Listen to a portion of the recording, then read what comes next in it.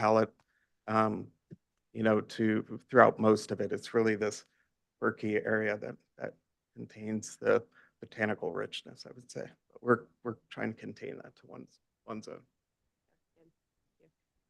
And I'll just note before we move on to questions from the board that there is a planner memo, if we want to put that on, which relates to the encroachment above 16 feet. Just gives us all of our,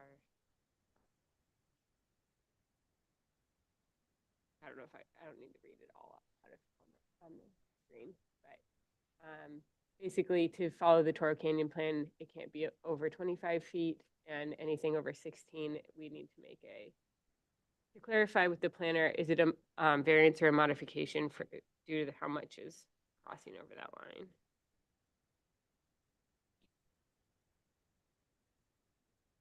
We're just making an exception.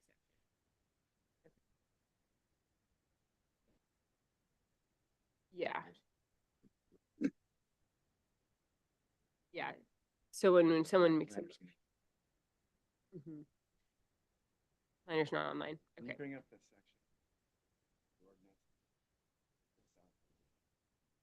section? Available exception. It's right here. It's because there's several sections. I think Madam Chair, if I could jump in here and help out with this.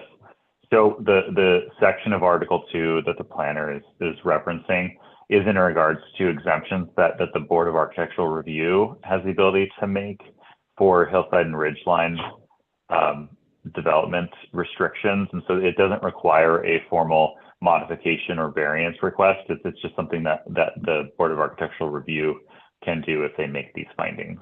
So basically what we ask is that you just reference these findings in your comments if you're able to make those findings. Sounds good. Thank you. Okay, so we'll move on to questions from the board. Anyone have any?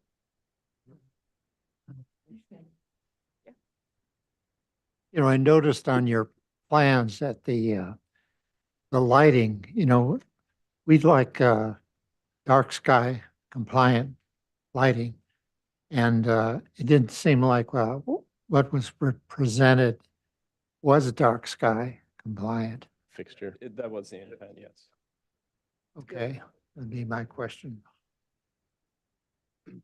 As a follow-up, are you proposing landscape lighting as well? We're maintaining minimal path lighting, but nothing uplit and very minimal lighting. I have a small question. If you go to the site plan, how exactly does the parking work? Let's look at the fixture really quick. Oh, I'm sorry. Oh, okay. It was done. Where would that lighting fixture be? The detail for that? The light fixture, do you know what sheet it was on? For the site? Exterior light. You can go to, I think it's like the last pages are light. Oh, there you go. Those all look down. Those are the landscape lights, right? Up one sheet, I think. Is there any exterior lighting? Everything is down. You have exterior architectural lighting. Is that on this sheet? We're trying to find the fixture that John's referring to. Which one is it? That's exterior. Here's the They do all look down. Some of the interior. So if you scroll down, 'cause those are all interior. The concealed toe kick and then the recessed step light. So those are all downward facing, and then the path light, again, they're all directed down. If your sconce fixtures, is that what? No, it's vanity. Yeah, some of this is interior lighting, which. Do you have an exterior architectural fixture that's attached to the house? Or you're not? No, it's site lighting. Okay.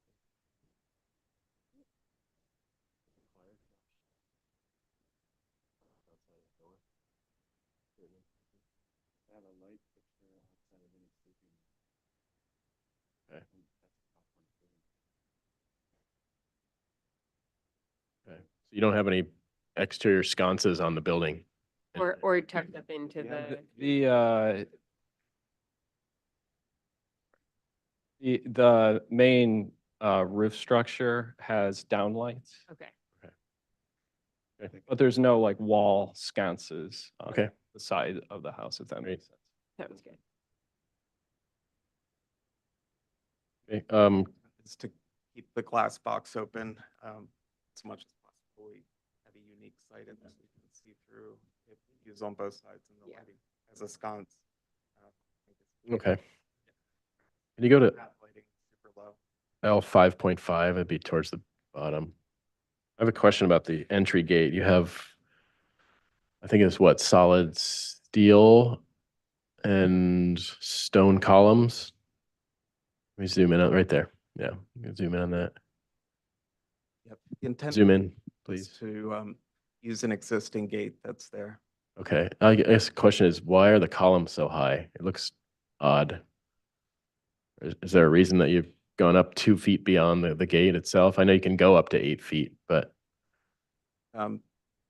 No particular reason except the scale. okay, All the proportions were right. okay. That's my only question. Move on to any public comment. Is there anyone in the audience or online who would like to speak on? If anybody would like to make a public comment on this item, please raise your hand in the chat. And we have received no speaker slips. On to comments from the board. I had a question. Yeah, about the parking. Can you show on the site plan exactly how the parking works? Yeah. You can go to the site plan. It kind of shows up in that image too. Yeah.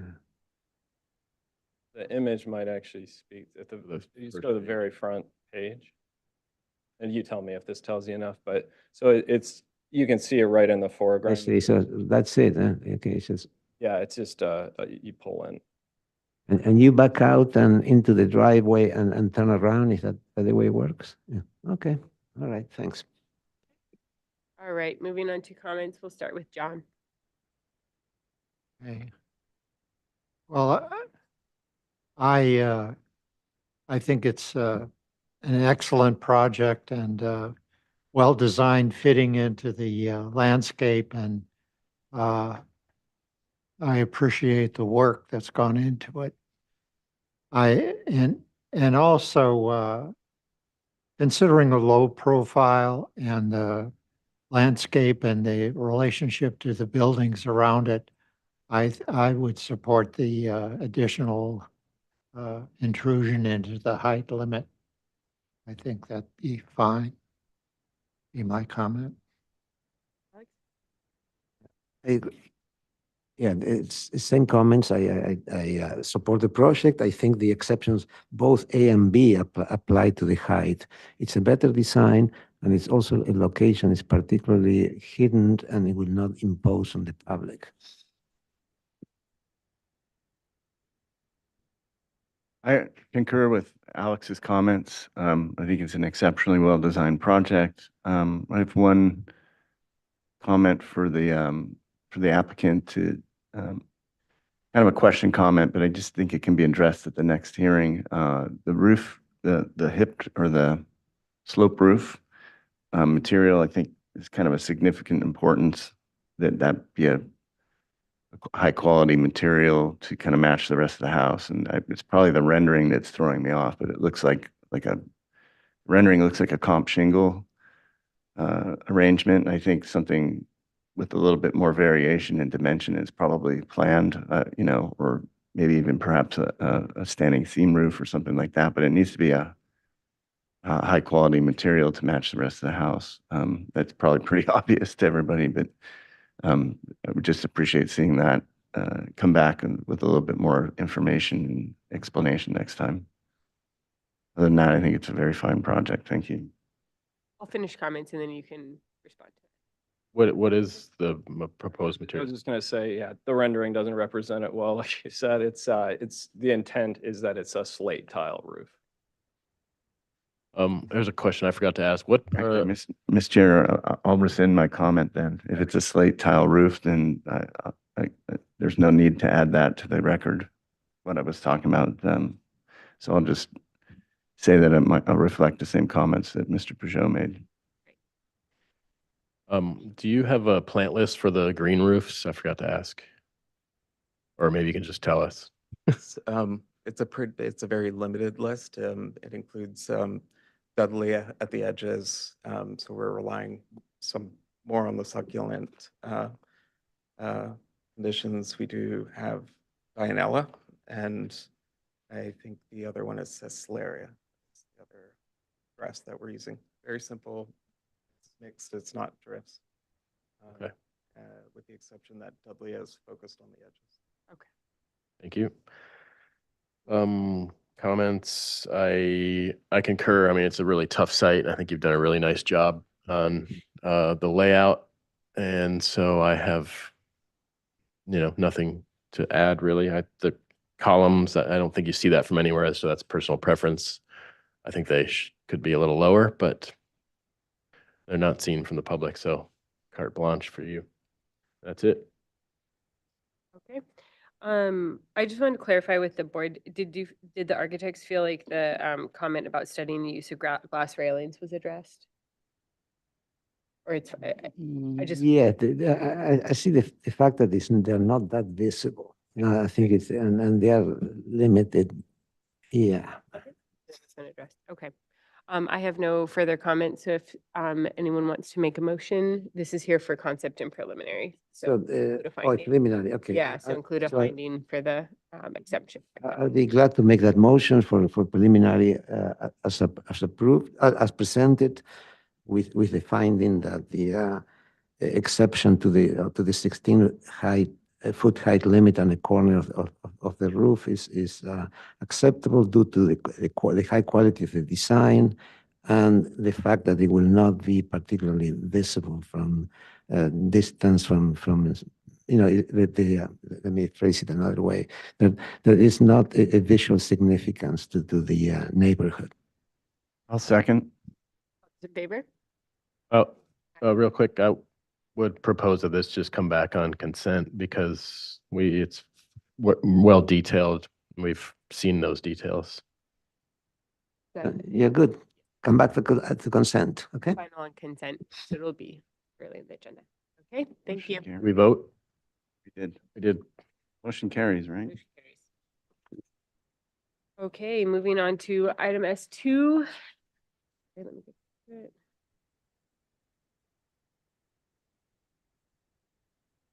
Montecito Ranch new residents at the request of DMHA architect for MRE lot 9. The folder is different than the agenda, so I'm just, yeah. This is here for further conceptual review of a new residence, 5,165 square feet with a basement of approximately 5,485 square feet. An attached garage of 1,275 square feet, a pool, cabana, spa, and bocce court. It's currently vacant, and it will require 3,252 cubic yards of cut and equal fill, so balance cut and fill. Property is a 5.23 acre parcel at 110 Montecito Ranch Lane in the Summerlin area. Would the applicant like me to read the previous comments, or would you want to go one by one? Actually, just go ahead and read them. Read through, okay. Okay, so Confused what folder is it in? it's S1. Yeah, it's just S1 and S2 in the folder got switched, yeah. Okay, so the comments are: board appreciates shifting the development lower down the site. Highly visible site requires careful study. The board is concerned with compatibility with the immediately adjacent Summerlin aesthetic. Project has a little variation in roof line and repetitive fenestration that make it appear out of scale. Establish better integration between upper and lower levels and create better connection between upper level and lower outdoor terrace and pool area.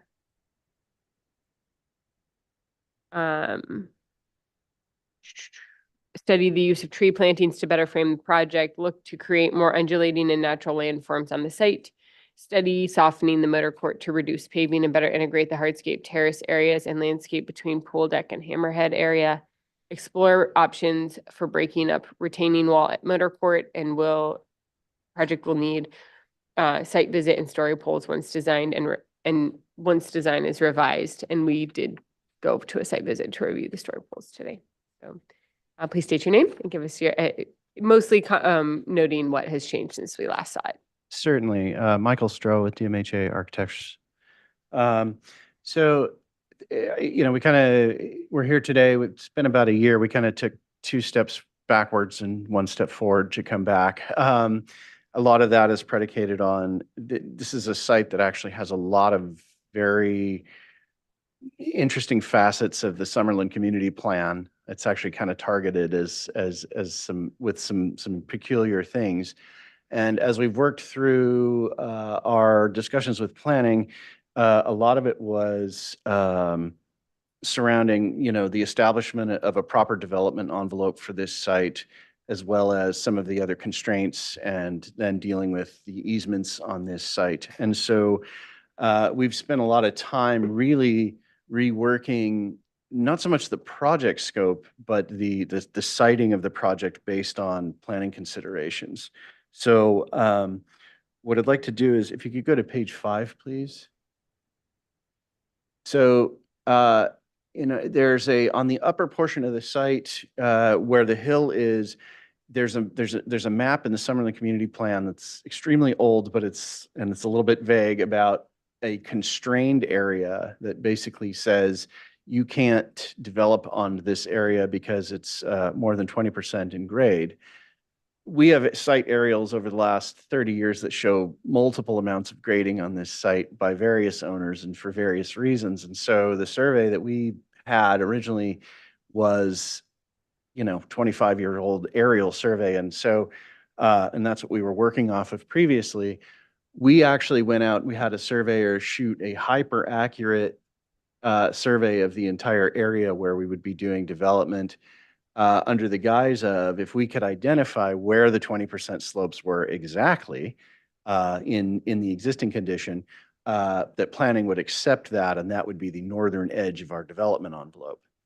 When we did that, if you could go to the next page, page 6, please. Or actually page 7, I'm sorry. And then show if you could zoom out a little bit. When we did that, what we found was that we end up with this really strange jagged line above where we had previously proposed the house. And you can see the line in blue. It's a little bit faint here.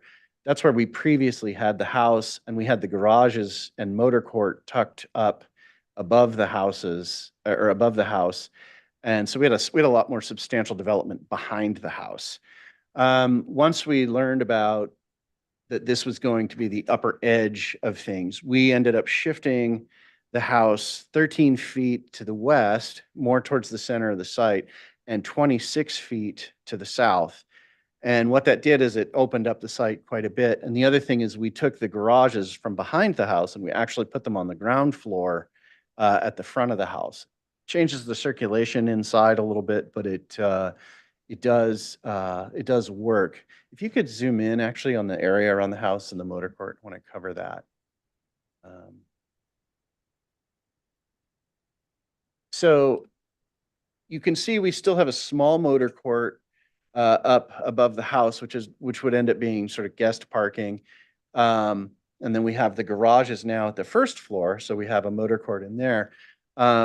We can't get the fire trucks all the way, well, we can get them up, but we ended up with our hammerhead put down by the entry gate in lieu of putting it up at the motor court, because it simply wouldn't fit.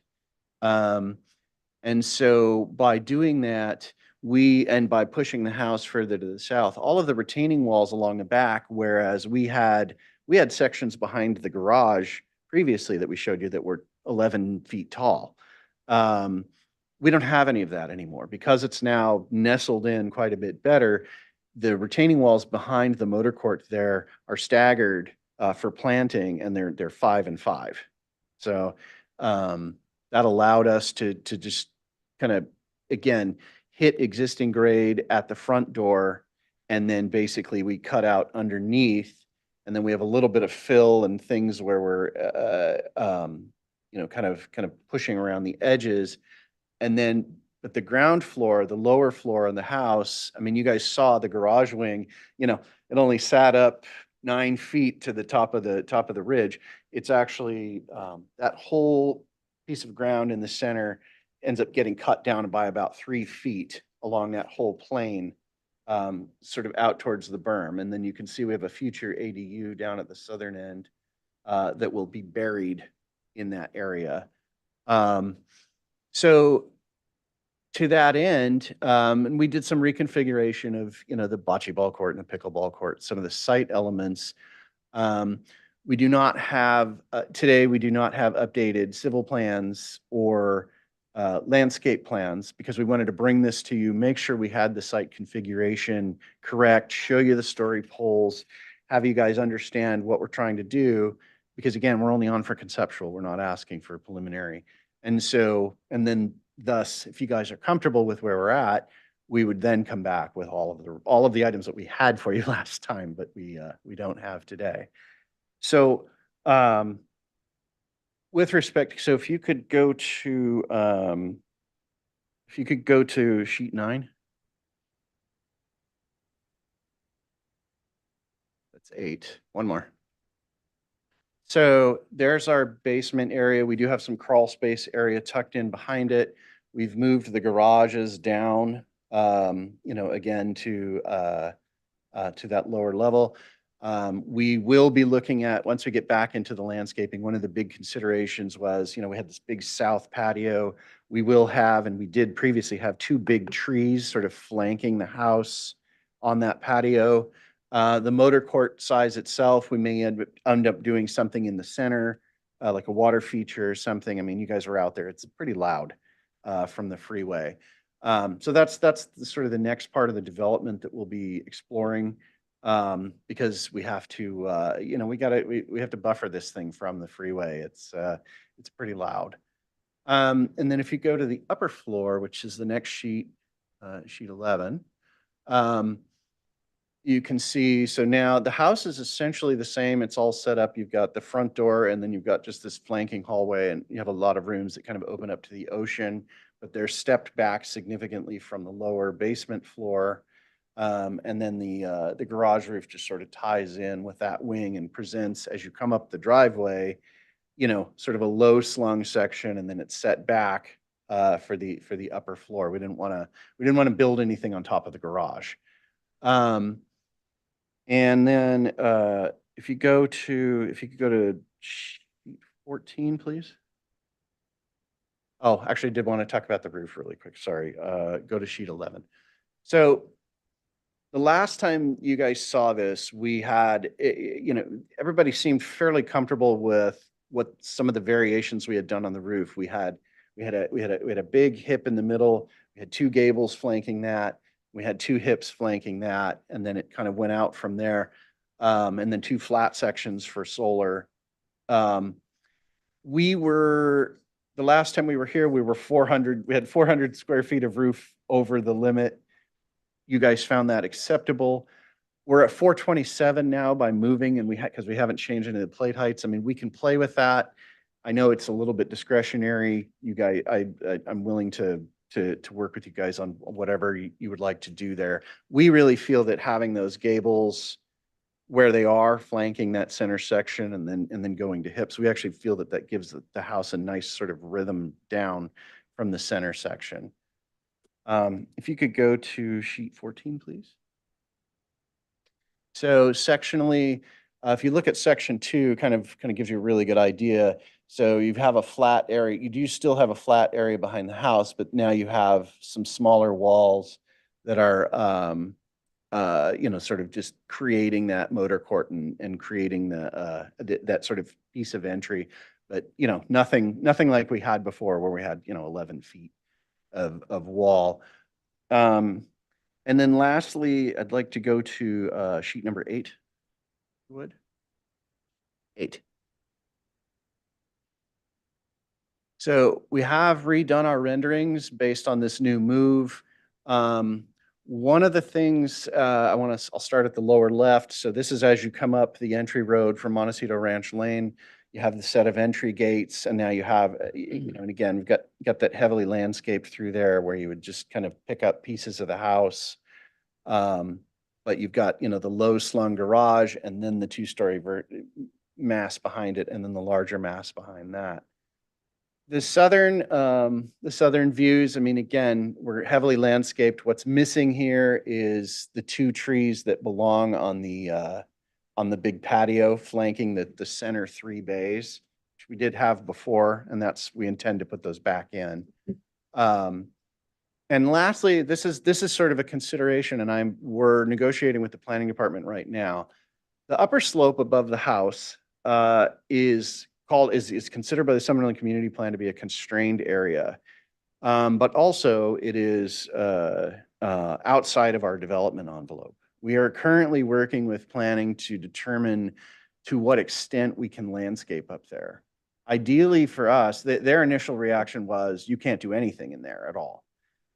Our request to them thus far has been, we would love to put trees up there, just to flank the back of the house and just kind of make the hillside go away. I mean, we do oaks, we do native trees. We wouldn't do anything, you know, you wouldn't have palm trees, and other things. So, that's part of our negotiation right now with the planning department. They have not, given us a read yet on how that's going to be, how that can be addressed. But, that's pretty much it. The overall in the site, I mean, as I kind of explained out, you know, because we're bringing down the lower level about 3 feet, that the whole middle section that's flat right now, that'll get bowled out essentially at the middle. And so you'll have kind of berming on either side. And that's not reflected yet because we haven't finished the grading.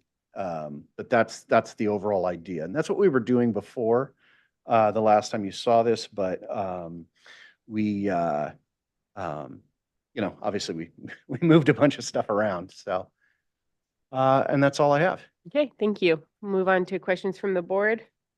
Yeah, do you have the elevations of the north side, the short elevations where Yes. they If you go to, I think it's on sheet 12 or 13, I don't remember which one. Yeah, there you go. there you go. Okay, very good. And okay. Any other questions? Do you end up with a real high retaining wall at that northeast corner? No, because if you go back to sheet number 10. So if you do, but we're putting raised planters in front of them to kind of augment that. And the wall, it's weird because the development envelope jogs a little bit. We're going to clean up where the stair is right there. We're actually, one of the next moves we're going to make, that stair is going to end up getting rotated 90 degrees, which will eliminate that whole kind of weird jog back into that little thing. It'll all get pushed forward and straightened out. That'll get cleaned up. Weird. Yeah, we had to get the fire department back there for hose access, and again, we're dealing with triangulated lines on a survey, which are now, you know, decreed as you can't go past. So so we're going to clean all that up. It'll be a lot simpler the next time you see it on that corner. Great, thanks. Any other questions? Move on to public comment. I do have a speaker slip. And is there anyone online? Also, If anybody would like to make a public comment on this item, please raise your hand. all right, we'll call up Tom Evans.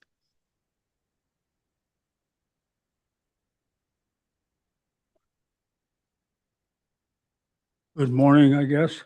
I'm Tom Evans, just speaking for myself. As you referred, there are special conditions on this to have to do with the white hole. This whole area didn't have any zoning when we did the first community plan in the late 80s.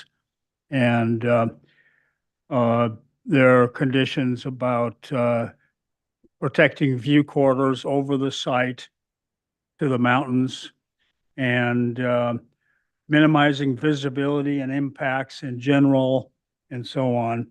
And that the house should, houses should be of appropriate size to reach those goals. And so, when you look at the story poles, they're fairly visible going south, but you're kind of looking back. Probably the most visible place is right near the entry, and you see it pretty well. But you were out there, you saw. But when you get on the site, it's a big building, and I kind of question the wisdom of going over the 19 feet. It looks a lot taller than that, but maybe that's just my eye. So I'm concerned about that. And the lower floor, I'm concerned what its real use is. I see parking now in front and so on, and it's always been kind of a question as to whether it might be more geared towards events and so on than residential use. But if you look at the crawl space in the sections, there's a room that was just up on one of the sections that's behind one of the bedrooms, and it has a floor and walls and everything, and they're calling it crawl space. And that's not what crawl space is. Crawl space is under the building and is supposed to be minimized. In other words, the idea is to keep the building tight to the grade and minimize the mass, bulk, and scale of the building. And so there's a guideline that talks about, understories shouldn't exceed 4 feet. And so it's got, basically it's a full height room. And it should be counted as basement, according to the basement formula, where you count the exposed walls by how much of them you see, the percentage of what's visible. So that's a concern. So anyway, I guess I'm just concerned on the, still, the story poles are somewhat encouraging, but I'm still concerned with the overall size of this thing and how it can be mitigated effectively. The bank is really important, obviously, and as Michael said, they have issues with noise also. So I think that anything that can be done to mitigate that would be good. And color will be really important. I think a darker color would be better here and would be real appropriate, very appropriate to the building. Thank you. Thank you. All right, any other public comments online? I don't have any other speaker slips. I had nobody else raise their hand for this item, so that is closed public comment. All right, we're closing public comment. We'll move on to comments from the board. Start with Josh. We did do questions before. Did you have any though, before comments? Okay. Let me look at one comment. It's here.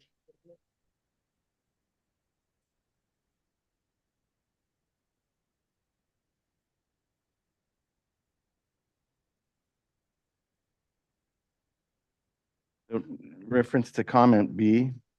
Yeah, I was driving past the area and kind of looking at this. I remember, I think Valerie made this comment originally, just concerned with how this presents downslope to the kind of public right away.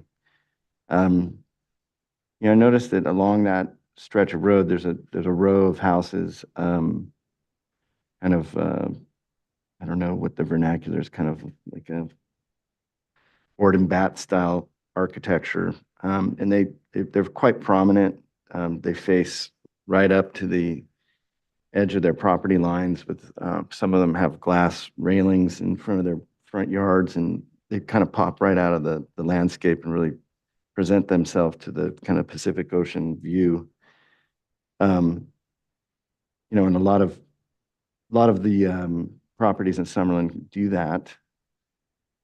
Just in reviewing this project and looking at it, how far it's set back, the deeper colors, the lack of use of glass and other elements at the edge of the property line to enclose the yard, those things don't exist. So I also noticed just in looking at cadence of the building and how it's somewhat broken up from a massing standpoint, if you look at the rendering on the first page, I think it does a good job of illuminating this, because I think it's the most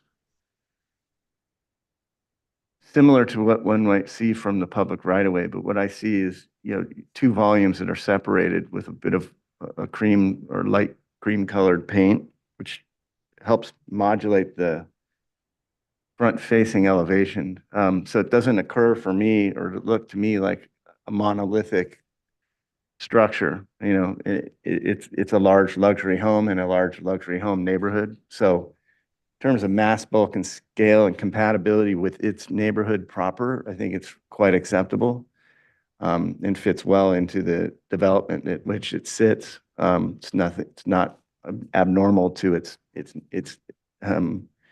neighborhood, so be odd for it to be smaller than its surroundings. So I think from that standpoint, I can support it. And I also support it from the public right of way of the concern of how this presents downslope. I think the architect's done a good job of mitigating those issues. And I think this does a better job of nestling into the hillside, allows the residents to have a view and enjoy some of the beauty that other residents along this kind of coastal frontage enjoy. And it does a better job of concealing itself and being respectful to the downslope view than I would say the majority of what I see going north or east and west along that frontage road looking at other properties. So I think, I'm really satisfied that you've done a good job to handle item B. I think the comment about little variation in the roof line, I can't support that comment either. I see lots of variation in the roof line, a lot of, again, breaking up of the volumes and breaking down the mass does a good job to articulate and makes the architecture look subtle and variated so that it doesn't present a large monolithic roof or a large monolithic elevation, which is, I think, what we're looking for in quality architecture. Integration between upper and lower levels, creating a better connection. I don't know. I think that's a personal preference. I don't think we should be investing in that comment much further. We've discussed the tree plantings. I think the architects and the landscape architects have done their best, given the circumstances and requirements they have to follow on that. Can we go to the motor court?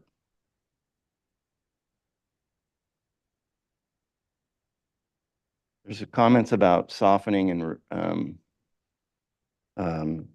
breaking up areas and looking at the retaining walls. I'm trying to remember what we saw before, and I'm not going to delay us by asking questions, but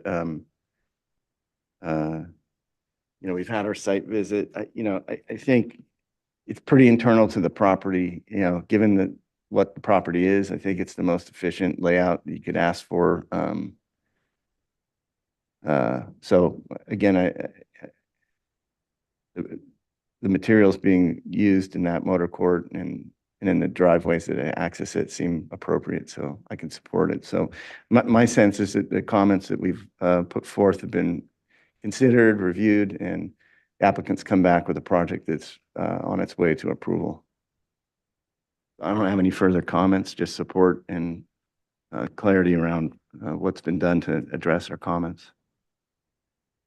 All right, Alex? Totally agree. I think this project has improved greatly, and I support all the comments.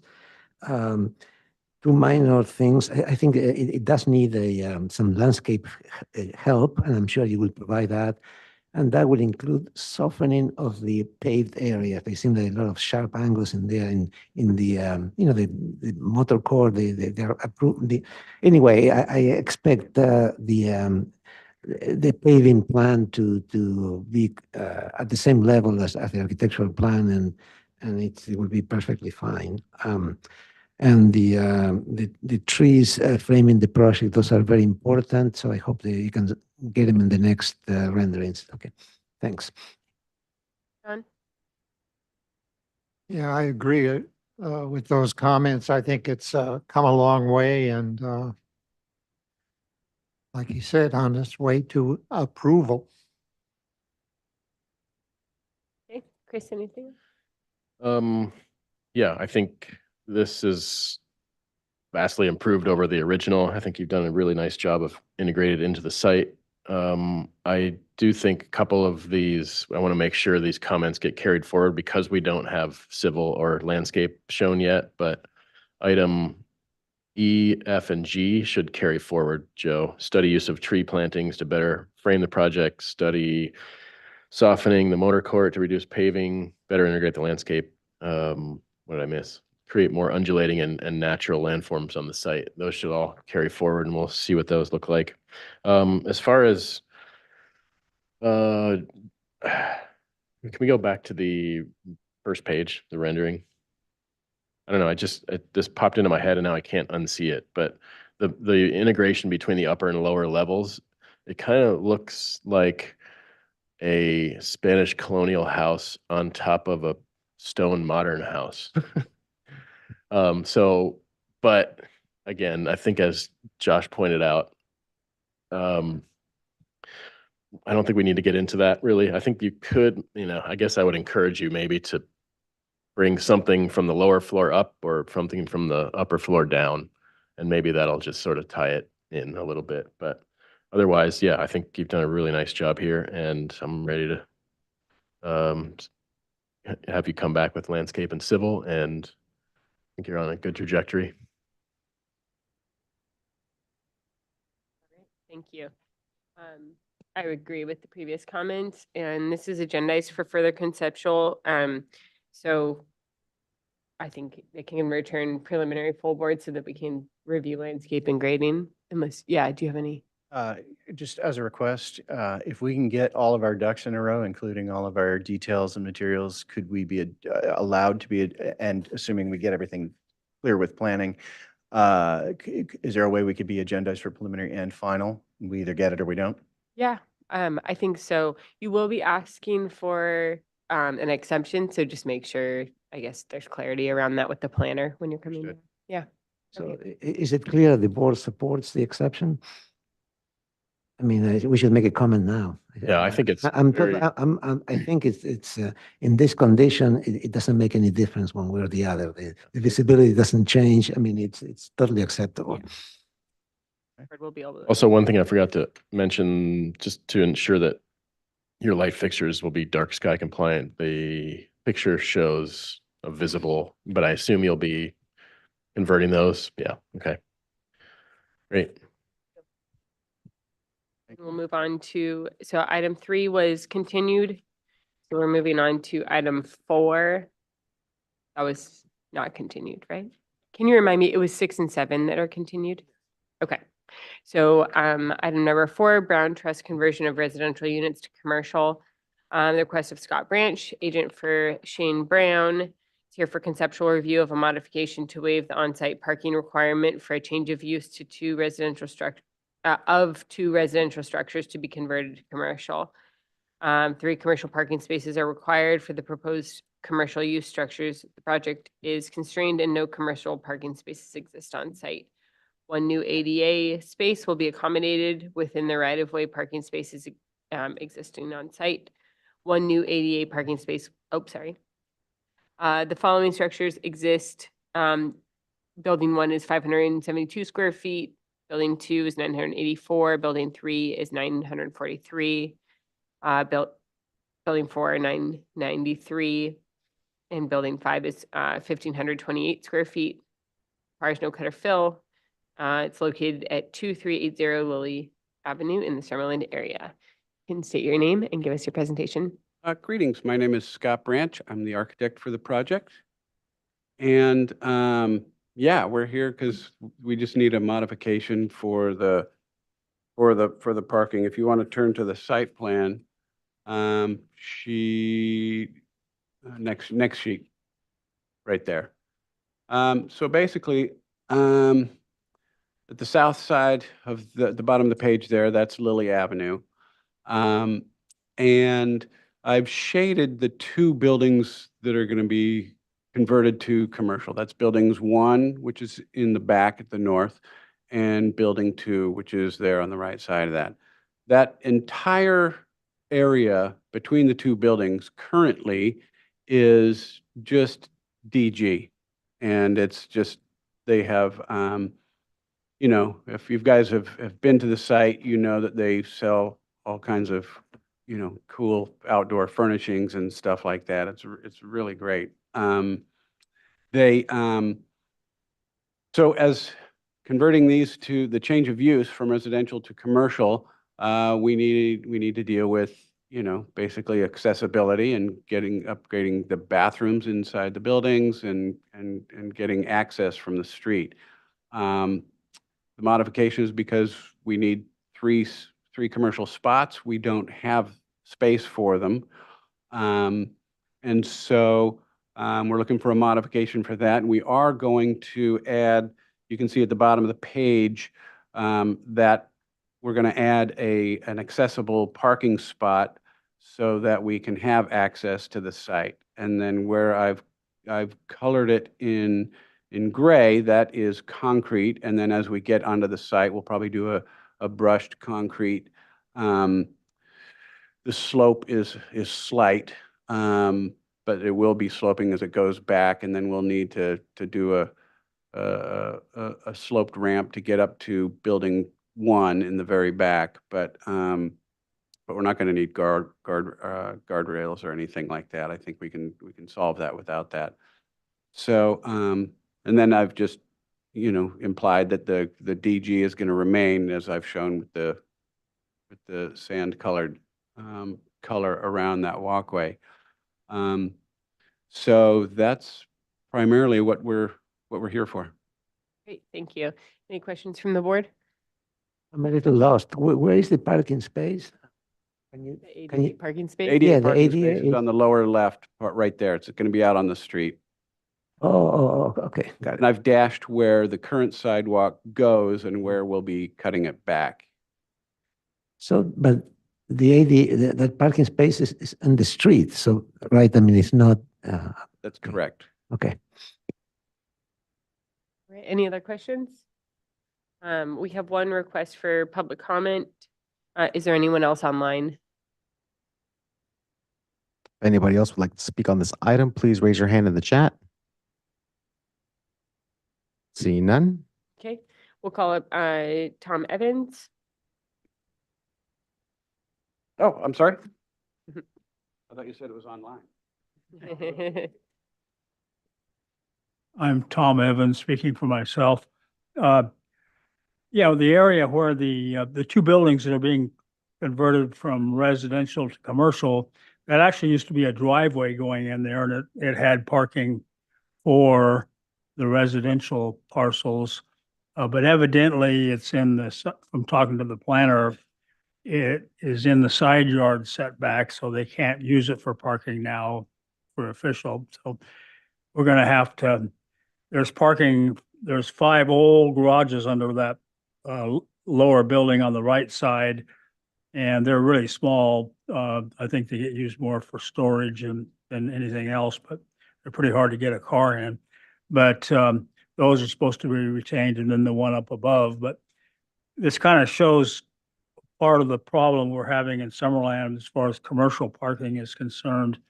You know, the only thing that's making it work now is that the commercial uses aren't being very heavily utilized. But as soon as all the parcels get utilized more completely, if that ever occurs, we're going to need a parking structure or something. So there's going to be a parking district, and you're going to see some other parcels coming up pretty soon. A couple of projects that are also going to be short on parking.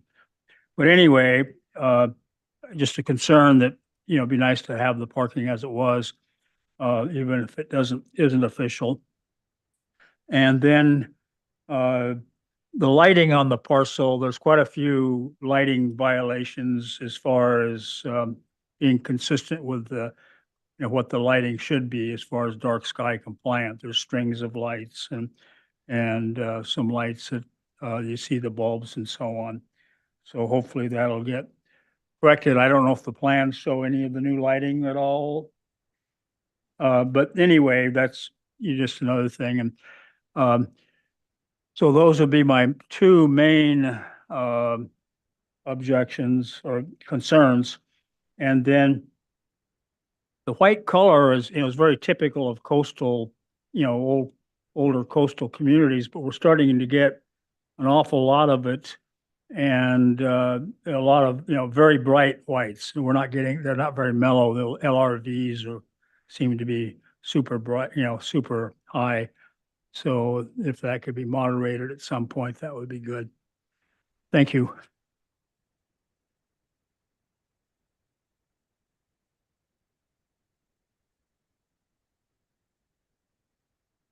Um,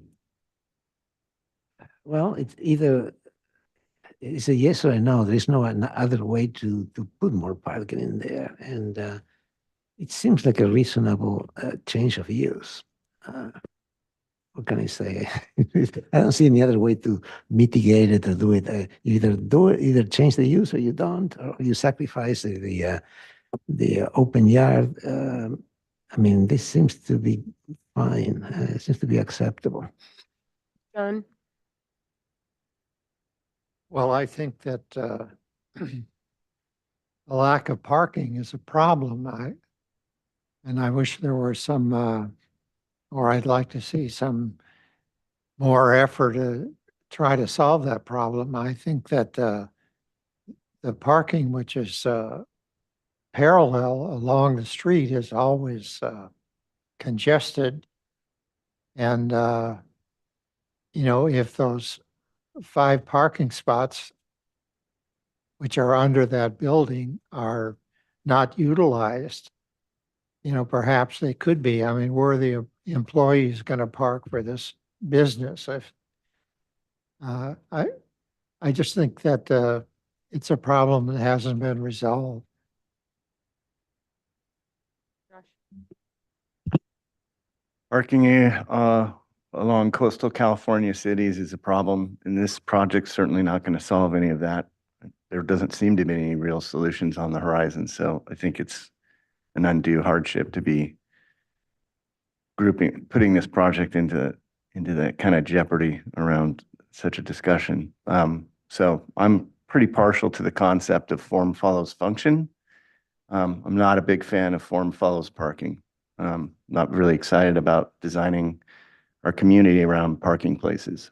Rather design my community around people, uses, and enrichment of the community.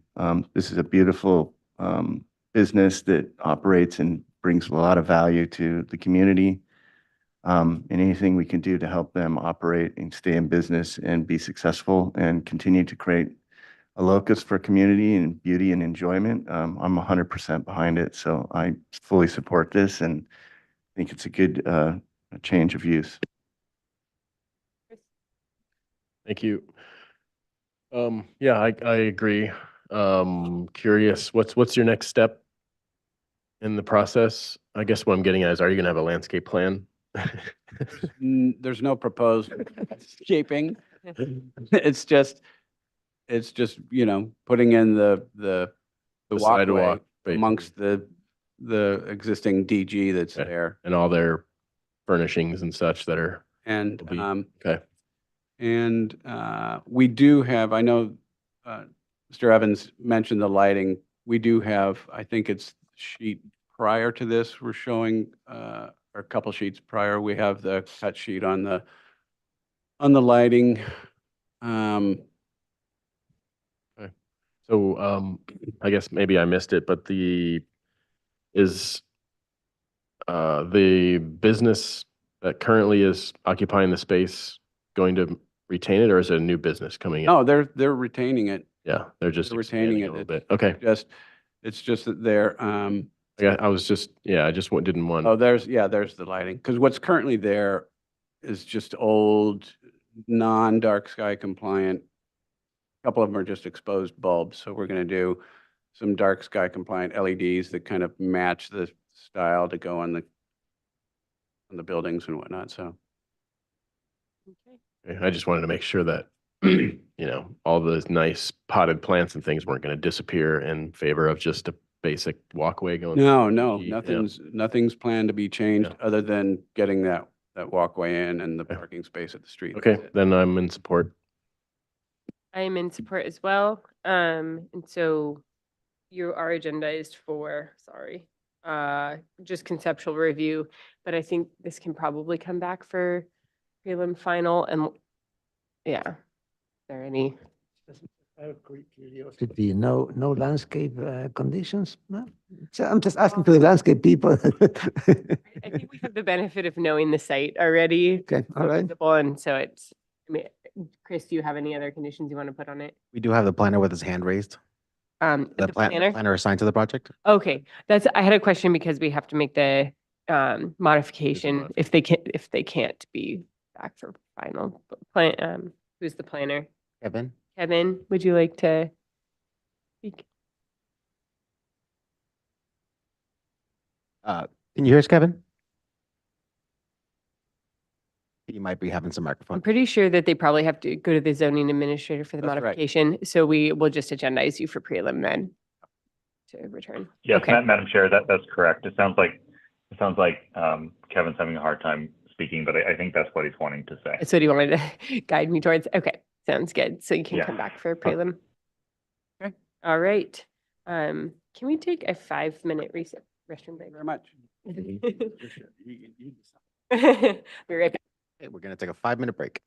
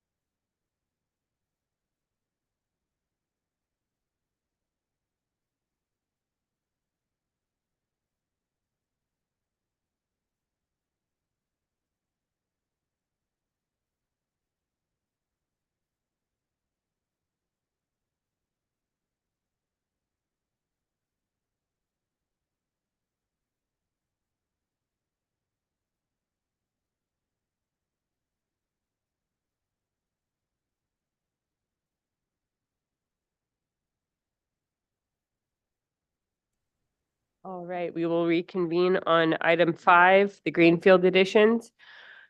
The request of Peter Mason, agent for John and Lorelei Greenfield Trust. It's here for prelim and final review of a 2-bedroom addition of 1,122 square feet, and bedroom 1 is 122 square feet. Bedroom 2 is 137 square feet. The seismic upgrade, interior renovation, replacement of window and exterior siding.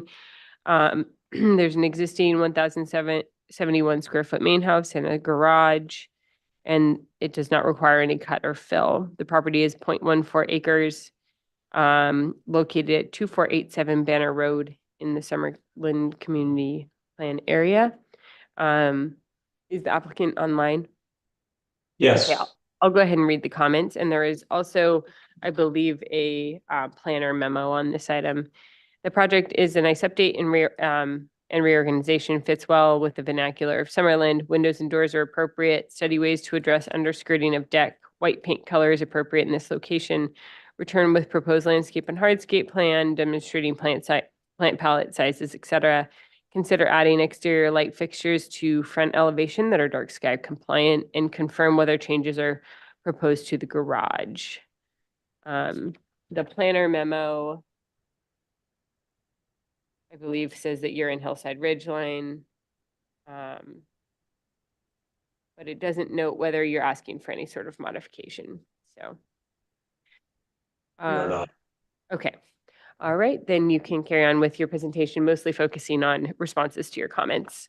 Thanks. Okay, so basically, we've updated the plans a little bit in terms of the, as you can see on the rendering, as the deck, kind of creating kind of a base for the house with the deck. We are putting a roof over the top of the deck because it gets very sunny there. And we've added further down in the, if you go down to L1,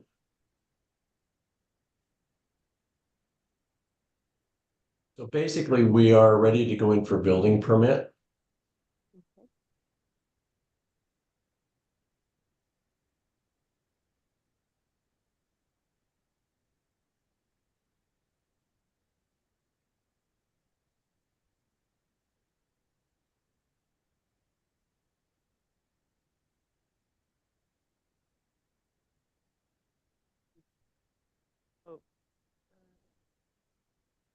You're looking for L1? Yeah, where is L1? I didn't see landscape plan. Oh, is it possible I can share my screen?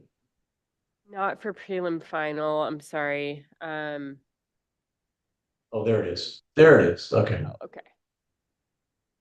Oh, okay. Basically, we've done a couple of things to this. The owner would like to terrace that bottom section between the house and the garage. And we're showing that as garden area. And then we've shown planting areas across the front where it's kind of cleaned up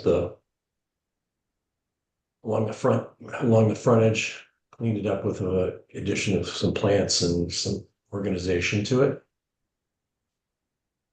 And then the existing garage is remaining as is for now. Great. Would you like to note how you address the underskirting of the deck? Yes, basically what we did was we did a horizontal lattice, horizontal siding with a gap in between of about 1.5 inches in between it, so that it appears to be as if it's siding, and yet keeping it clean underneath. Okay. And then we should flash the light fixtures on. Then the light fixtures are down, I think it's up a little bit. That's all structure. So if you can go further, no, go the other way. Go the other way. Right there. Okay. All right. Does that conclude your presentation? Yeah, I think so. Okay, thanks. We'll move on to If any there's any questions. questions, I'd be happy to answer them. Did I miss the irrigation plan? Is that in there somewhere? Yes, it is. I think it was at the second drawing below it. Oh, it's like a hydrogel, It's down further. but it does. Oh, it's the L1 that we were just at. No, you're going the wrong way. Go down. I don't have my There. glasses. It's got the irrigation zones. Okay, thank you. I had a quick question on the, under the deck, is that fire, acceptable by fire to have the wood, horizontal wood slats? We'll find out when building permit. Okay, hopefully you don't have to come back to us. Hopefully it is. I think, are you in the high fire zone? I don't remember if that, I think Summerlin is. Summerlin, I think Summerlin is in general. some of it is, yeah. Yeah, then, yeah, okay, well, if you are in the high fire zone, that, you're gonna need to seal that under the space under the deck somehow, or protect it with drywall or something. Yeah, Yeah, so I okay. guess our, we would hope you can keep the same aesthetic, but find a way Yeah, to. Yeah, we meet the will. fire. Absolutely. Yeah, we Um, absolutely will. Okay, so we'll move on to public comment. Do Wait, there's a memo. you have another question? No, but there's a memo. No, there isn't. Never Yeah, mind. that- No comments. All right, we'll move on to public comment. We have a speaker slip for Tom Evans.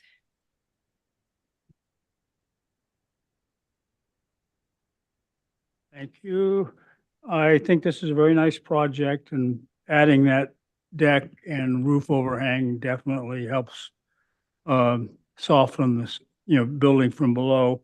The only thing I wanted to comment on is this house has and you fellows and ladies that are used to dealing with big houses, the fact that it has a 40-foot, actually it's more than 40 feet because it extends beyond into a 5-foot setback, unbroken ridge is not the best solution always. It's okay, but it's better to have it broken up, or maybe something on top to little bit of a clear story or something to kind of bring in some more interest.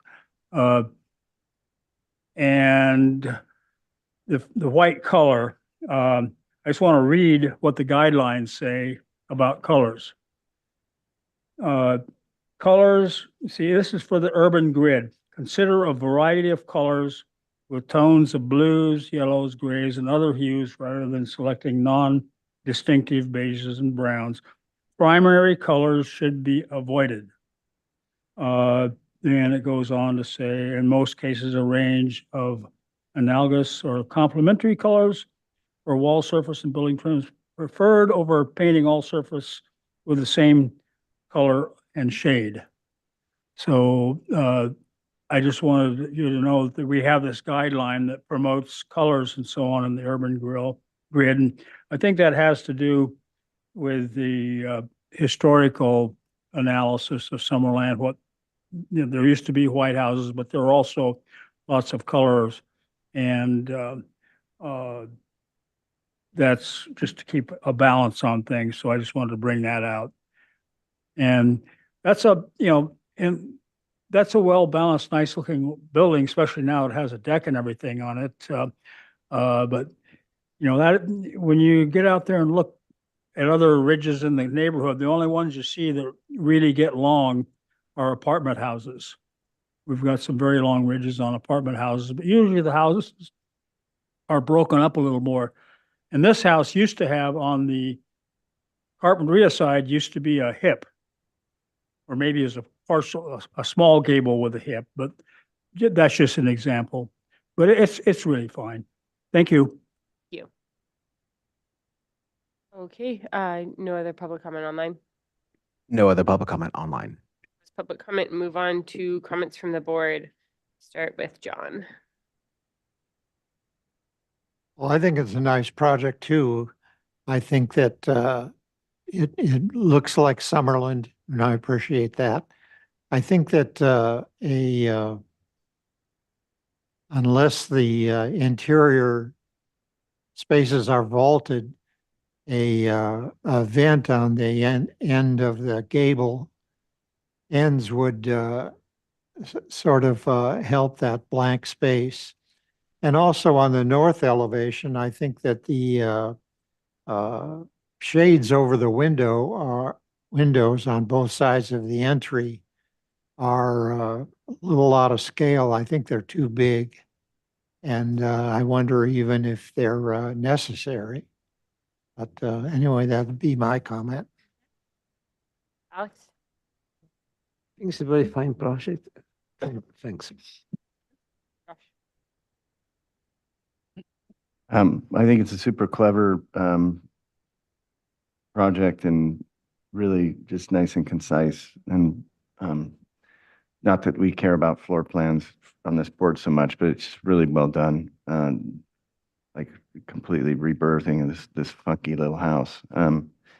As for the color, you know, I'm looking at the site location and considering that when saying this, because I think it's nestled in, it's lower on the hill. I think I just like the way it's presented and with the black trim and the gray roof and the white paint. So I'm real supportive of the color and materials and the scheme. Just appreciate the fine work. Chris? Nothing to add. I concur. I think it's a nice project. Okay, I do as well. This item is here for prelim and final review. Does anyone want to make a motion? I'll make a motion for preliminary and final review as presented. I'll second. All those in favor? Aye. Aye.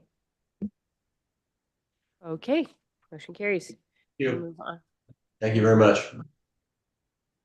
And I understood that 6 was continued, but it's now being presented today? Okay. All right, we'll move on to item 6, the Blatt Family Trust ADU. At the request of Heidi Jones, agent for the Blatt Family Trust, Ben Levy, for conceptual review of a proposed attached ADU requiring a setback modification approval. Following structures exist: a 3,108 square foot family residence, a 3-car garage, and the proposed project will require no cut or fill. It's a 1.1 acre parcel at 4110 Crescente Drive in the Eastern Goleta Valley area. Is the applicant online?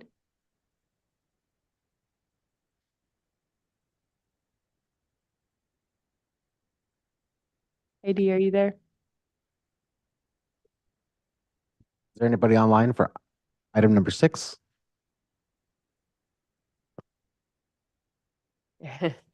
No one's there. We can carry on to item 8 and come back if they are able to get online. I'll try and get a hold of them right now. Okay, thanks. All right, moving on to the Cox edition, item 8. Before I read the whole thing, is the applicant for item 8 available online or in the audience? Yeah, we might be ahead of them now. And what about the applicant for item 9? Pen, are you on? We do have Pen on? Okay. Okay, does the board want to break for lunch? I was gonna try to get through.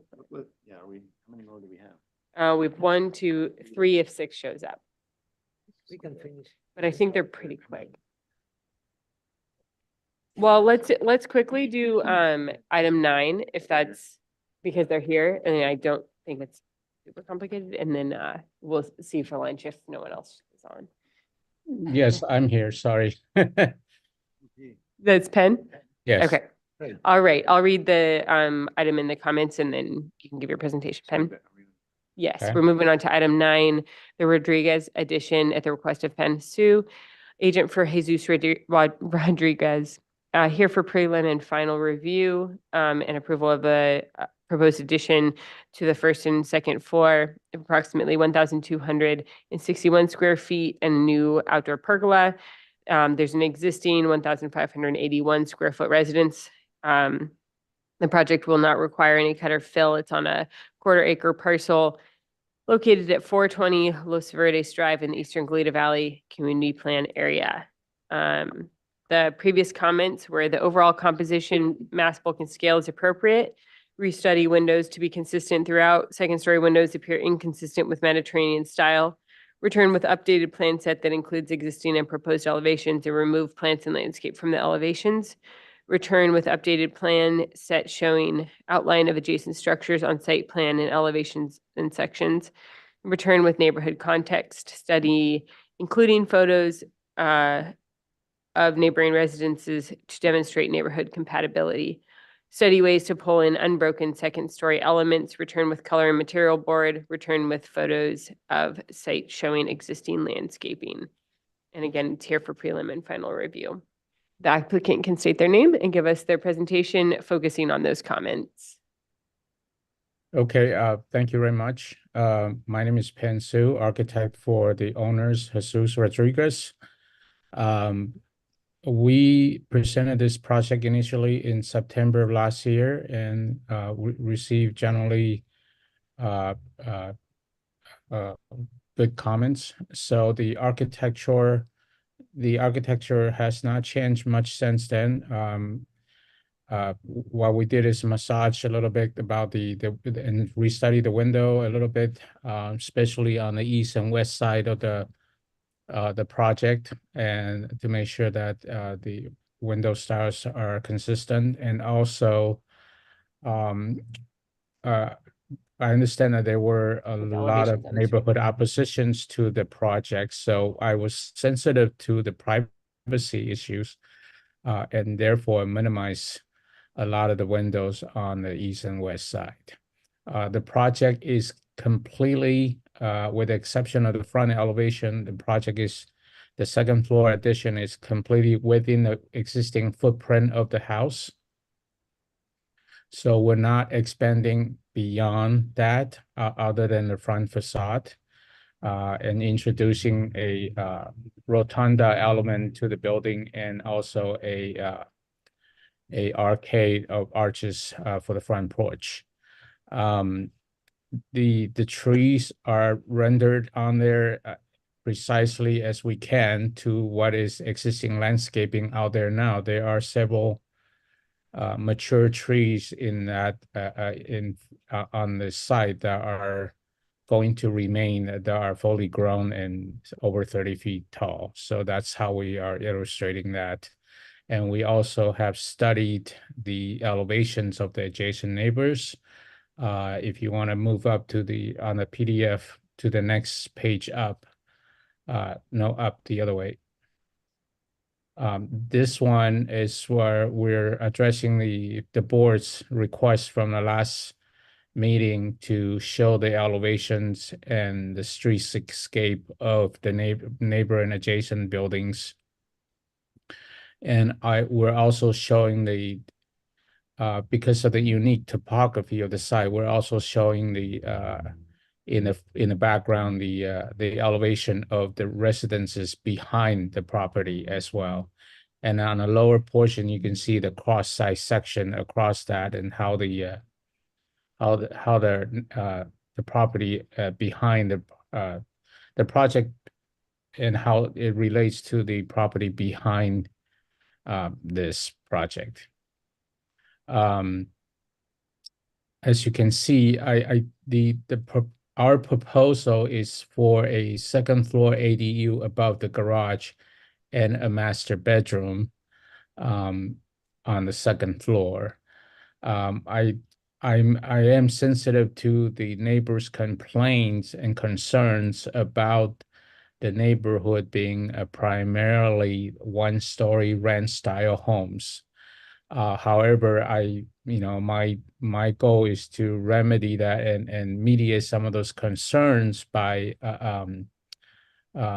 first of all, the needs of the owners with his increased family size to have more room. But I think the proposal that we provided here address some of these concerns, and still are able to meet the owner's needs to have a second floor on this residence. And as you can see on the elevations, I think, especially with the mature trees being on the in front of the, I think it obscured a lot of the addition that we are proposing. And because of the slope of the street, I think in my opinion, I think our attempt to address that is successful. Okay. With that, I would close my presentation and for the board's comments. Thank you.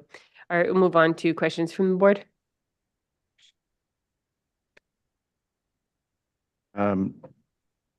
Question to the applicant, can you walk us through how much of the existing structure is to remain? I'm not clear. I don't see a demolition plan, so I'm currently assuming that the entire first floor is demolished and built newly, or? No, if you want to go to the first floor plan, that one. So this plan will, this is the first floor plan, and I would illustrate what is the existing and what we're actually adding. We are adding a small extension of the living room in the back, a rotunda in the front, and that covered porch area in the front, which probably should have been shaded. It's not shown as shaded. That is what we're proposing on the first floor. We are not proposing to demo the existing. The existing is staying. Okay, thank you. Any other questions from the board? Yes, sir. Do you have a landscape plan? No, we do not. This project is, as I explained, it's completely within the footprint of the building. So, yeah, I'm not proposing any new landscaping. And frankly, the landscaping in the front yard right now, the owner did a pretty good job with it, and I think it's gonna stay. You have, one of the comments was return with photos of the site. Do we have those anywhere? The site photos, I think is in a separate PDF. Not seeing anything. Other materials. Oh, yeah, my apologies. I think we may have. Okay, that was my only Maybe question. should we Google Earth it really quick? I think there was an initial Who knows if it's current? site photo package submitted. Was there? No. I mean, it may have been submitted, but it's not here. Okay. Okay. Okay, that's it. That was my question. On to, Yeah, do you have any details, Pen? Window details, the arcade details, the stairway? Is that it? No, unfortunately, my apologies. That was that was left out of the submittal. We realized too late that we didn't include the details. The details are we're happy to come back with the final to show you the details. Okay. But my idea of it, for the building to somehow simulate with the adjacent ranch style home is that I'm looking at the concept of having this building, even though it's 2 stories, to be more of like a ranchero type of, Spanish ranchero type of style that would blend in. It's an old, so the detailing is it's going to be very traditional Spanish style. all right, we'll move on to public comment. Anyone? This item? Yes. Do you have a speaker slip, or do you mind bringing? This is item 9. This is the speaker slip I have. I know the one I have is for 6, the speaker slip. Yeah. No, it's fine. So, so we'll give you 3 minutes, and you can just state your name and speak in. Nice to meet you. Hello, my name's Elise Pabinski, and I just have a couple concerns. Did you guys read all the letters from the neighbors? We don't have any public comment letters in this submittal. The last round, I recall that we did have public comment. Because there was like 17 letters from neighbors, quite a few, of just basically saying that it didn't fit into the feel of the neighborhood and that it was just way too big for what we have. I thought that there'd be pictures of some of the other houses. I have some on my phone where most of the houses on our street are all one level. There are like 3 that go above just a building above the garage.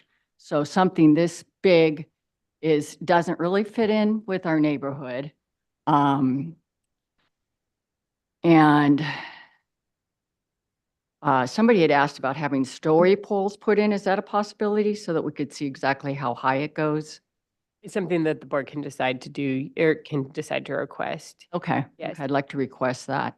And have you guys done site visit on there? No? Not yet. Okay. Okay. Well, I'm on the other side and I appreciate taking into consideration our privacy.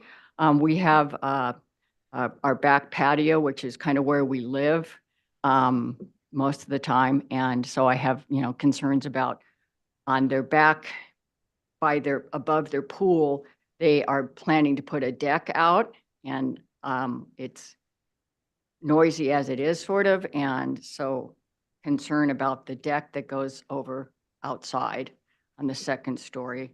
And he talked about the trees hide basically the front area. It doesn't really hide our side from their second story that would be built. And then I have a big concern on light. I heard you guys talking earlier about how you like to have everything like dark for the neighborhood. As it is, there's some string lights that go from the house over to the side, and they are quite bright as it is. And I just don't want to have any more light coming out from the second story.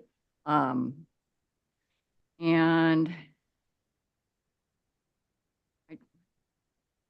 I guess that's kind of it. Just site visit, the string lights, second story deck.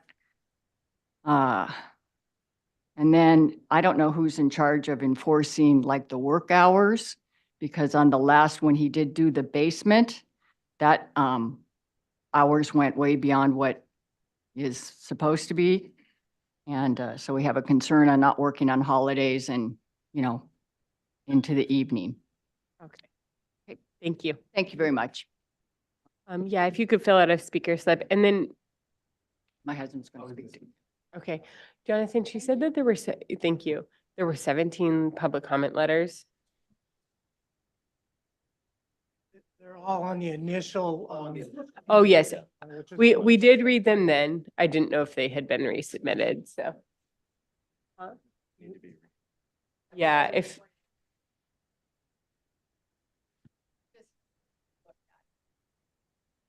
Okay, they're not in our folder today to be able to look at, but Oh, if the item comes back again, then we can make that request that we can. we did read them last time. Yeah, yeah. we did read them last time. Okay, please state your name and. My name is Mark Babinski. I live at 424 Los Verdes Drive, which is immediately west of this house. My wife covered a lot of things. I just want to clarify a few of those. One of them was the construction hours and days. He would start at 6 in the morning, work till 9:30 at night, consistently on the weekends. I just want to know how this can be enforced, the proper working hours. We have a lot of concern about the balcony off the master bedroom. I'm wondering if there could be a wall put up on our side of the house on that balcony, so he can't be looking into our backyard. And he has multiple string lights, not just one or two. There's probably 3 or 4 string lights that go from his house to a very high fence put up above the very high walls, which exceeded the design specifications in the previous permits. They're quite bright and illuminates a lot of our backyard at nighttime. I had to build a higher fence above his wall to keep light coming into our bedroom in the middle of our house. The other thing is he built retaining walls, but they're over 6 feet high on my side of the fence. And I'm just wondering, how much do you guys really enforce what's approved and what happens? That's all I got to say. Thank you. And I'll just clarify, our purview isn't to be able to enforce the hours of the construction in those kind of items. We're only an aesthetic board. And unfortunately, our board doesn't have like some sort of compliance officer. So it's reaching out to your planner to check on what type of enforcement can be done to make sure they're in compliance with the design plans. And the planner- Veronica is the planner on. this Veronica item. King. Yep. Yeah. Thank you for your comment. Okay, so we'll move on to comments from the board. I have a question. Oh, clarification. So this project was continue for further conceptual / preliminary review, Yeah. but it is scheduled for preliminary and final review. Mhm. So which one is it? Well, yeah, I don't think we should be reviewing it for final today. Okay, so comments from the board, start with Josh. Well, first, just thanks to the folks who came out today for public testimony, participating respectfully. Appreciate that. Your comments are really important. I'm also very concerned about the privacy issues, neighborhood compatibility. There's been allegations from the public testimony that there's possible zoning violations, unpermitted work. Again, this board doesn't enforce or have any purview over that. We reviewed designs as presented to us. Some of the elements of your concerns or complaints aren't documented in these drawings and exhibits, so we don't really have a lot to go on here to kind of discuss with you what's happening or not happening on site that may or may not be permitted or correct. So again, I think you should talk to Veronica King and have her direct you in the right direction to have those things handled. I'm looking at all the comments, and I wasn't here for the last review of this. I haven't read any of the letters, so I'm requesting that the planners get those into the file so that they're available the next time we hear the project. But looking at the comments, I think most of the comments can be resolved with a little bit of work with the applicant's architect or designer here. And with the exception of item E,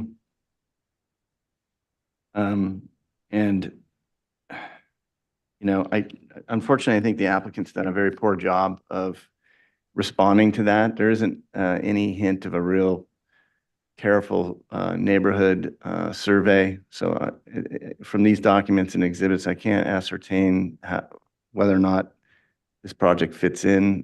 The public testimony was that, this is a large house in a primarily single-story and a ranch-style neighborhood. So there potentially can be architectural style conflicts and mass bulk and scale issues around that. So there's no real effort here to survey the neighborhood and demonstrate what's what. There's no exhibits to demonstrate whether or not the privacy issues are being mitigated, what windows are looking into whose property, what outdoor second-story decks are oriented, that may or may not create privacy issues. So none of that's clear in the documentation. And I think it's pretty clear that the last hearing indicated concern about that.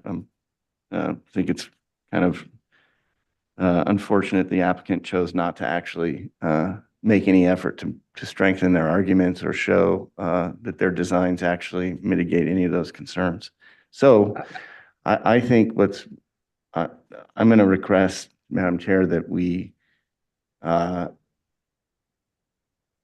not waste any time reviewing this project until we do a site visit and some story poles are erected. And I would be satisfied with story poling the basic second-story ridge lines and maybe the pinnacle and radius of I'm not really concerned with the street side rotunda because it's kind of nestled in, but I think the main ridge lines of the second story should be story poled. We don't need a story poling of the entire volume because we know what the first floor is from the existing house, but getting those ridge lines established and then going on site and really analyzing how this fits into the neighborhood, given that I think it's the only expeditious way for us to find out what's what. So I don't really, I don't want to suspend any further comments on the project till I understand whether or not this project works in the neighborhood or not. That's where I'm at. May I address some of your comments, Josh? Just wait until we go through the board first, and then I'll give you 1 minute at the end to respond. Okay. I know Josh is commenting that we don't need to go into the details too much, but does anyone have anything to add to that direction? Yeah, I think we should take a look at what we have right now. I think I understand, I mean, the applicant has produced some drawings, and I'm not sure if we, I mean, what is clearly missing, and Mr. Blumer mentioned it very clearly, is neighborhood compatibility. Usually we have a site plan with at least the outline of the neighboring structures, like a plan like this, but we show where is the structure on the left and the one on the right, and where are the windows of the bedrooms and so forth. And also screening are there any hedges, or will hedges be beneficial and so forth. I think the architecture itself, I'm not, I think like a classic mission style building could possibly fit on this side. I'm not sure. I'm not convinced that it should remain of a craftsman or ranch style. I think it would work. It's just, it needs to be more consistent with the style. I think the window should be recessed. The tile should be a single color, not I think it's specified as a Newport blend. And we don't usually use that. We use like a two-piece mission tile to resemble the courthouse and so forth. I think the arches in the front look fine, and the arcade, they may need to be thicker. I'm not sure it's a 2x6 wall or what it is. In any case, I think there's potential for this application. I'm not, I don't see it in a negative way, but the issue of neighborhood compatibility has not been made. So that's why I am reluctant to move on that as well.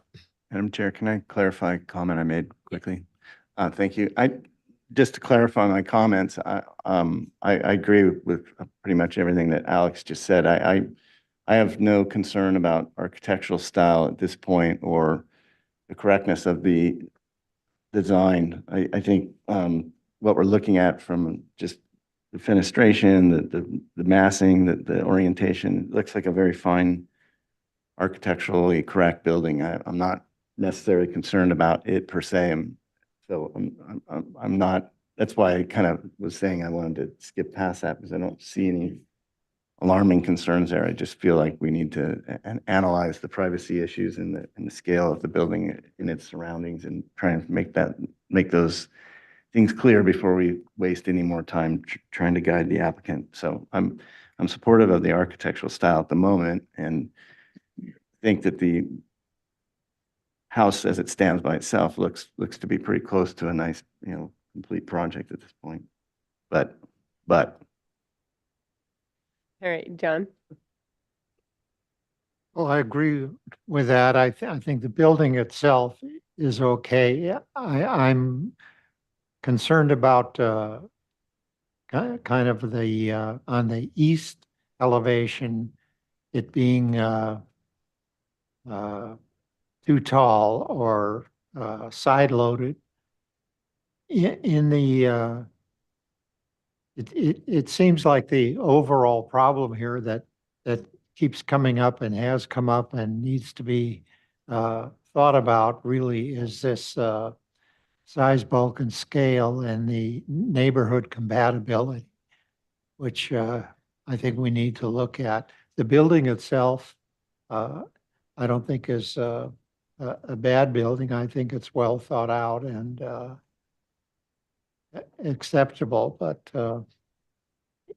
it's the compatibility issue that we need to address. Thank you. Chris? Yes, thank you. Yes, I concur with the previous comments. I just wanted to, I'm looking, so yeah, show neighboring structures on your site plan. I was going to also say, I think a site visit would be a smart idea here. And then some of these comments, I think, again, need to carry over. And that is remove the plants in the heart, in the landscape from the elevations. It's really, you know, I know there are trees there, but trees die. And we need to see the structures themselves. So you can have elevations with trees, but have them also without.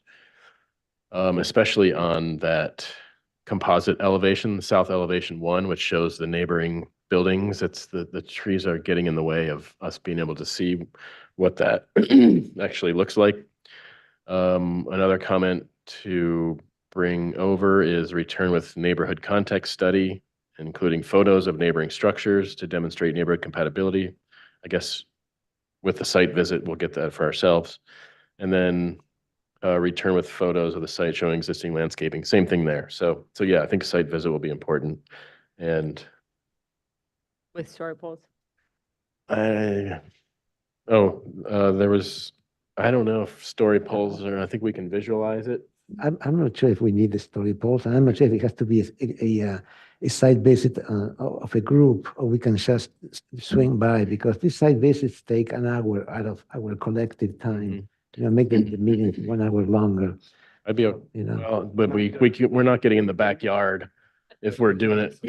You know, we can't get in the back. Josh, hold on. We can't get into the backyard to see what the privacy impacts are if we're out going. Yeah, if we're going on our own. I, you know, hate to add more time to this day, but yeah. I think we need access. So the other thing that I would bring forward was the unbroken second story elements comment. I was looking at that. I think it was the east elevation, and that's still a big blank wall. So that's my comments. So should we straw vote on the story polls? Because I think, yeah, let's just straw vote. Okay, so those in favor of requesting story polls as a comment? Okay, so that does not pass. So we'll just have an organized site visit for the next time it's agendized.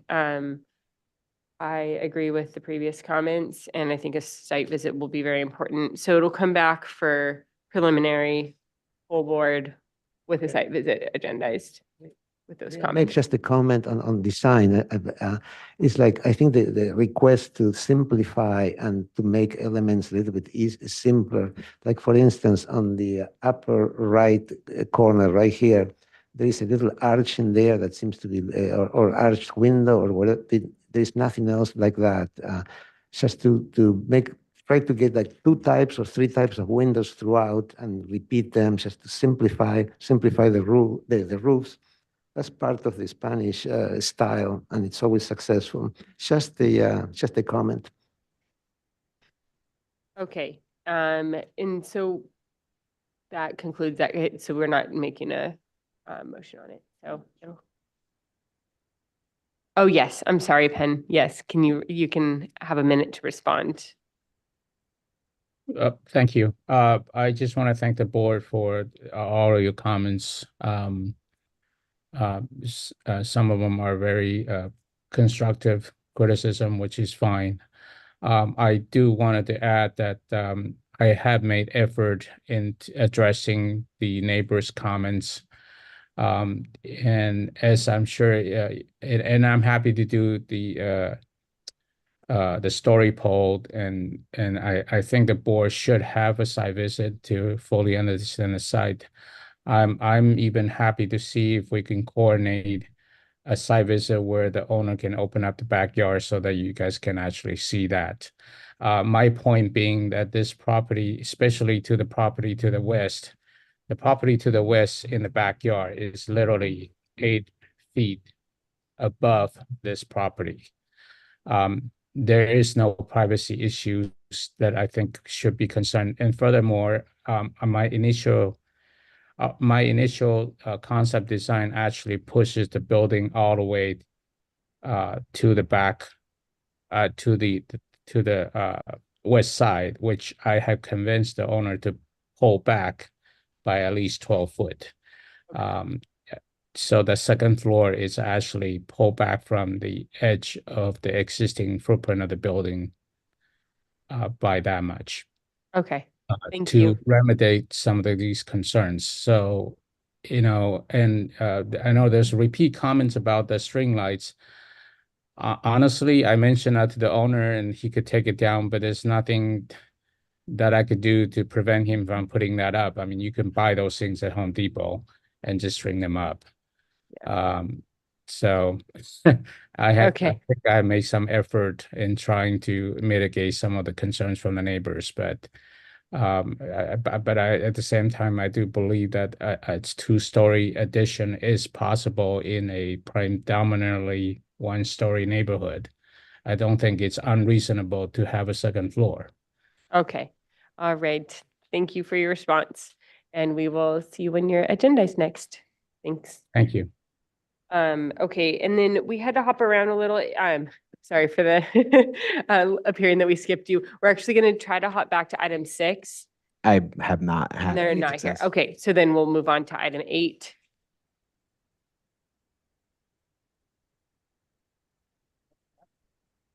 It'll be the last one if item 6 doesn't show up. Yeah. Did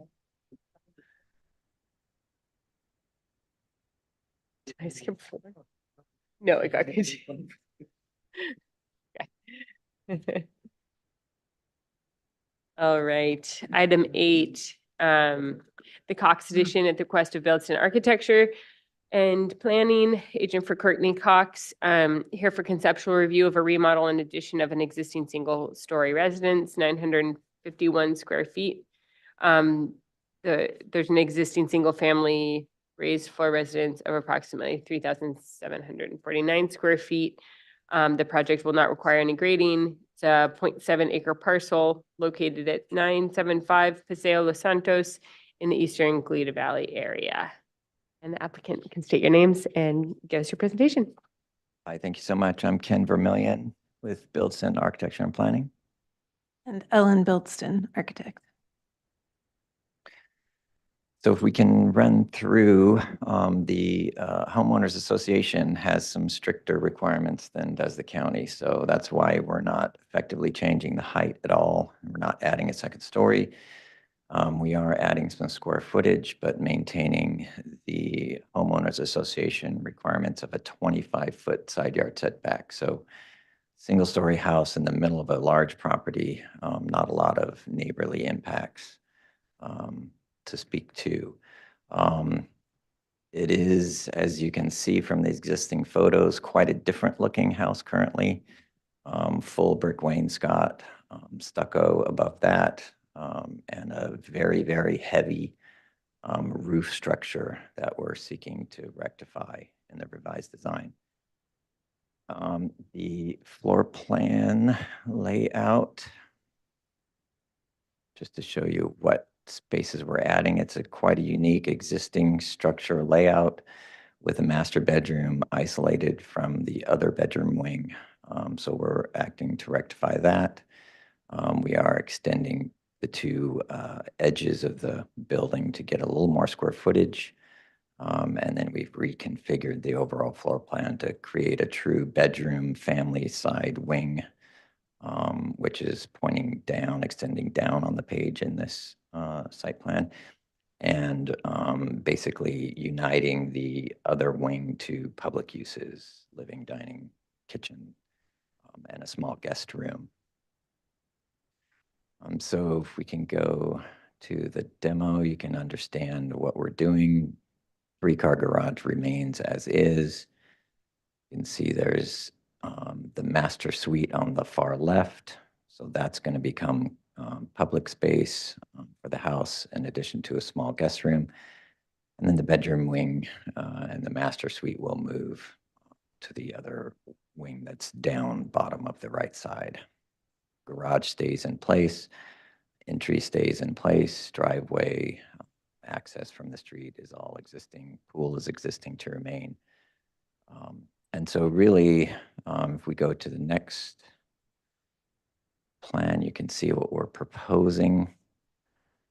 So entry stays in the same place in the middle between the garage and the public area. You can see a small guest room that has its own exterior access to the front yard. The shared dining, living, kitchen area taking up the rest of that wing. And then you can see as we go to the other wing with all the kids' bedrooms, primary bedroom suite, and family areas.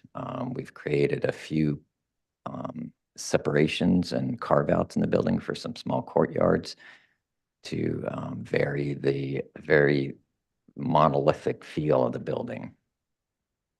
So if we go through to the elevations, you can see the effect of the existing has that large roof structure that has a rather large 4-foot overhang all the way around it. What we're doing is effectively cutting that back and raising, doesn't change the plate height from what it is, but it effectively visually raises the height of the elevations. Go to the new, there you go. So we've lessened the appearance of the roof a bit here. We're changing out the roof from its shake shingle to a standing seam metal. And then at the current time, the plan is that the house gets a vertical wood rain screen exterior. All new doors and windows, they'd be aluminum on the exterior, wood on the interior. And just to try to simplify the overall look of the house and create more window area, connection to outdoor. You can keep scrolling. Places you can, Oh, that's the last page. you can see the opening in that roof structure. And then, yeah, for the 3D views, we can go back to the, yeah, skies. So that's effectively the aim of our project. Thank you. Move on to any questions from the board? Yeah, any landscape plan proposed or coming? We will. They have been doing some upgrading of the landscape already, but yes, we will have that for the following follow-up. And so can you go to the site plan? Because that shows kind of new hardscape layout from the driveway to the front door and the back. Yes. Footprint changes. So Right. we might want to just take a spin through that real quick. Yeah, so Zoom in. driveway itself is remaining. The pathway from the driveway, how you get from the end of the driveway to the guest room and the main entry space are changing a bit. It's currently a brick pathway, I believe now. We're doing. Are the, That's too much. I want to center are the windows recessed? Is it a 2x4 frame or a 2x6? There you go. That's good. I the believe windows it's a 2x6. Recessed a little in the wall or? I believe it's a 2x6 exterior. It's a raised floor house, going to stay that way. But the windows, we haven't determined if we're doing a nail-on, which would be more to the outside, or a recessed block, but that's up for consideration for sure. At this Well, point. yeah, I mean, I think it's a successful approach. I just was wondering if the windows could, it's a little austere also in manner, which is fine, but I think it would be effective if the windows, you're replacing them, if they could be set back a little. We'd be happy to explore that. Okay. Any other questions? All right, we'll open up public comment. I don't have any speaker slips for this item. Any online? We have no speaker slips and we have nobody online. No public comment. Close public comment. Move on to comments from the board. You want to start? I see you looking at me. Josh.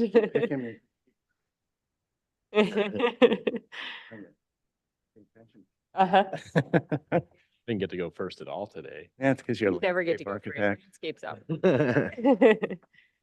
So I love this project. I think that it's just so neat when architects take these dumpy old 1960s ranch homes that are just so tired and dated and do something really clever and creative and beautiful with them. I think it's just such a beautiful, refreshing, kind of uplifting project. To just like, I could just see this in the neighborhood. It's a game changer. And it's so simple and there's just nothing offensive about it. It's just nice. I think that what's going to be key to making this project, and you can kind of see it in the elevations, are the window fenestrate, the way the windows are arranged is just delightful. And I think, you know, making sure that the detailing on the windows and your rain screen come together is going to make this thing sing, and the simplicity, like you said, about the roof. The only thing I would caution and be concerned about is with these standing seam roofs, you know, and the cost of construction, it's easy to end up with a manufactured standing seam where they require these kind of hideous looking covers that go over all the ridges, that kind of take away from what you're presenting with the idea of the hemmed ridges. So I'd really hope that if you are able to detail that with that in mind, you know, that gutter and hemming along the ridge line with that kind of standing seam roof is really going to be the key to this. I'm sure you already know that, but if that's not going to be possible, then I think there's some other alternatives, some roof material that could be concise like this, like a slate roof, which is also very expensive, or some, even well, who knows? But that's an element of the project that seems really important, I think. It's just the subtlety into having all these bars going across your roof, but otherwise, and I actually really like your chimney. I think it's a cute little punctuation on the end of this thing, instead of something large coming out of the roof. Again, the attempt to kind of keep subtlety, and I think it's a wonderful project. So I don't know if those are any comments. Otherwise, I just think mass bulk and scale, neighborhood compatibility, I can find for all that. Architectural style, obviously, I like that a lot. And just looking forward to seeing how you guys detail this. So no comments for the record, just advisories, things that I think we'd be concerned about. I'll defer to the landscape architect for that site work. All right, Alex? I agree, totally agree. If you can go to the site plan or the roof, the other site plan again. Yeah, I totally agree with that. I like that little extension to the south, and then it goes into with probably the master suite or something. I remember seeing something similar by this same architect downtown that we saw. It was very successful. And someplace downtown, we saw it in the architect tours. Very similar, very nice. It has a hallway, you get a little courtyard, and you get to probably the master suite at the end, I would imagine. Very sweet. Like it. All right. Sweet. All right, John? Yeah, I think it's a nice project, well thought out, and I like it. I'm going to support it. I concur.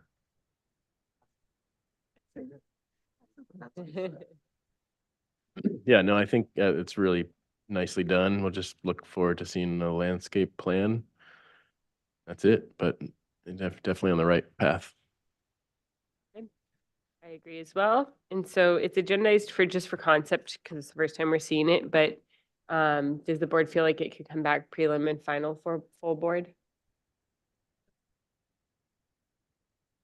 You're not requesting any modifications or anything, so, all right, then we'll ask for you to be agendized that way. Thank you. Thank you so much. Item 6, all right, so I think we'll officially continue item 6 to the next hearing. You sat here. I'm the neighbors. Oh, okay, I'm sorry. Okay, thank you for your perspective. All right. Motion to adjourn? Sure.